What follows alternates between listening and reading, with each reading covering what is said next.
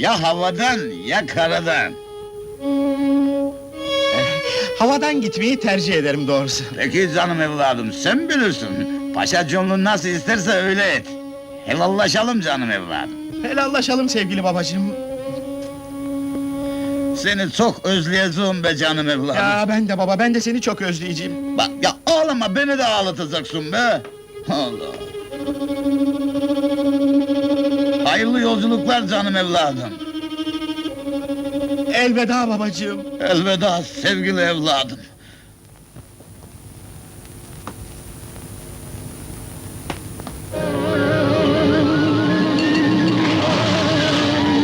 Allah teksiratını affeylesin.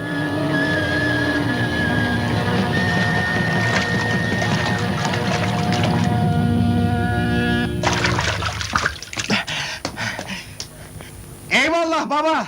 Orospu sözü canım evladım.